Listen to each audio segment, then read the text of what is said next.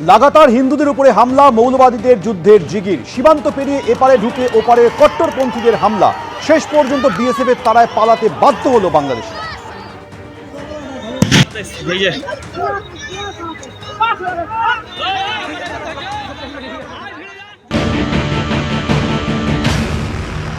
দিন গড়িয়ে সন্ধে নেমেছে, থমথমে পরিস্থিতি মালদার সুখদেবপুরের। ভারত বাংলাদেশ সীমান্ত বৈষ্ণবনগরের সুখদেবপুর গ্রাম। এই গ্রামে এই মুহূর্তে কিন্তু পরিস্থিতি থমথমে অবস্থায় রয়েছে। কাঁটাতার দেওয়াকে কেন্দ্র করে এখানে বিবাদের সূত্রপাত হয় এবং বিজিবির তরফ থেকে যেটা দাবি করা হয়েছিল যে এই যেখানে ভারতীয়রা বা বিএসএফ যেখানে কাঁটাতার দিচ্ছে সেই এলাকা হচ্ছে ডিসপুট ল্যান্ড, কিন্তু বিএসএফ যথারীতি ফ্ল্যাগ মিটিং করে বুঝিয়ে দেয় যে এই এলাকাটি ভারতীয় ভূখণ্ড। তারপরেও কিন্তু বিজিবির বাধায় এখনও কাঁটাতার দেওয়ার কাজ আরম্ভ হয়নি এবং এরই মাঝে আজ সকালে দুষ্কৃতীরা অর্থাৎ বাংলাদেশি দুষ্কৃতীরা হামলা চালায় ভারতে এসে। ভারত থেকে যে জমি রয়েছে এলাকার মানুষের, সেই জমি থেকে ফসল লুট করে, পাম্প মেশিন লুট করে নিয়ে যাওয়ার চেষ্টা করে।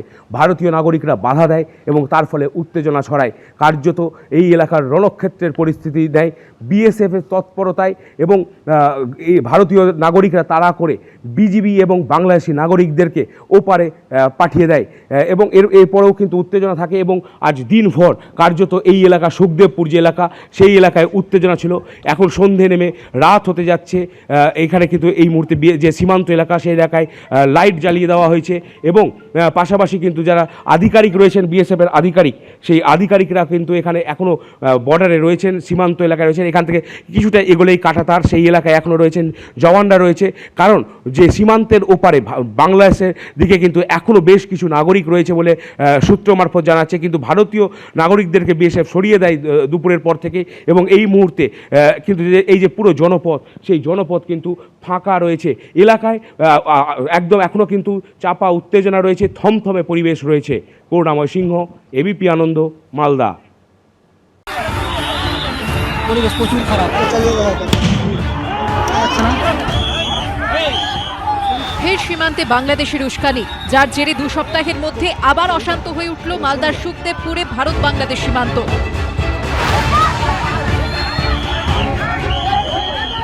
ওপার থেকে এপারে উড়ে এলো ইট পাথর। দেখতে পাচ্ছেন ওদের দিক থেকে সব ইট পাথর ছুটছে ওরা। মুহুর্মুহু পড়ল বোমা। পাল্টা এদিক থেকেও ফাটানো হলো কাঁদানে গ্যাসের শেড। লাঠি হাসুয়া হাতে প্রতিরোধ গড়ে তুলল এপারের জনতা। ওদের বিডিআর, ওদের পাবলিক বাংলাদেশের আমাদের উপরে বোম ঝাড়ে, প্রায় 6-7টা বোম মেরেছে।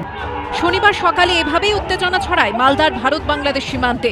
সুখদেবপুর সীমান্তের বেশ কিছুটা এলাকায় নেই কাঁটাতারের বেড়া। স্থানীয় বাসিন্দাদের অভিযোগ, এদিন সকালে বর্ডার গার্ড বাংলাদেশ বা বিজিবির মদতে ভারতীয় ভূখণ্ডে ঢুকে পড়ে কয়েক হাজার বাংলাদেশের নাগরিক। কেটে নিতে শুরু করে ভারতীয় জমিতে চাষ করা গম। এই আমাদের দেশের, আমাদের ইন্ডিয়ার গম যা বাংলাদেশিরা কাটছিল, আমরা বাধা দিতে যাওয়ায় আমাদের উপরে হামলা।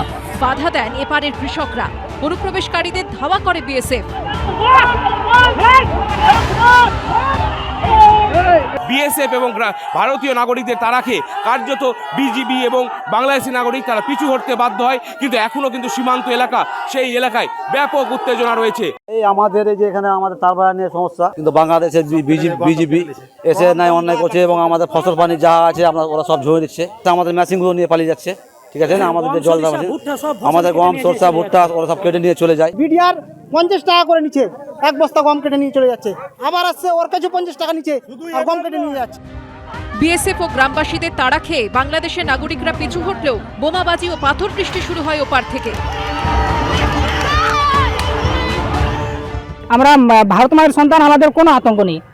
আমরা যতদূর পারবো আমরা মরণ জীবন দিয়ে আমরা লড়বো ওদের সাথে। এই যে ইউনিট সরকার চাইছে কি, এটা ফাঁকা যদি থাকে তাহলে অনুপ্রবেশকারী আসবে, উগ্রবাদী ঢুকাবে, আমাদের ভারতের ক্ষতি করার চেষ্টা করছে সম্পূর্ণভাবে। এর আগে এই সুখদেবপুরে বিএসএফকে কাঁটাতার দিতে বাধা দেয় বর্ডার গার্ড অফ বাংলাদেশ। সেই সময় সীমান্তের দুপার থেকে আসা স্লোগান পাল্টা স্লোগানে উত্তপ্ত হলো গোটা এলাকা।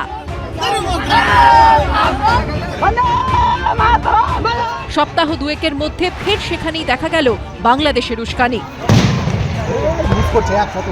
তাদের একটা বংশ পরম্পরায় চলে আসছে যে তারা ভারতবর্ষের মাটিতে আসবে, তারা ভারতবর্ষকে ব্যবহার করবে। বিএসএফ যেহেতু শক্ত হাতে এবার ফেন্সিং করছে, তো সাধারণ মানুষ মরিয়া হয়ে গেছে। ভারতবর্ষকে আর ব্যবহার করতে না পারলে এদের একটা বড় অংশ একেবারে রাস্তায় চলে আসবে।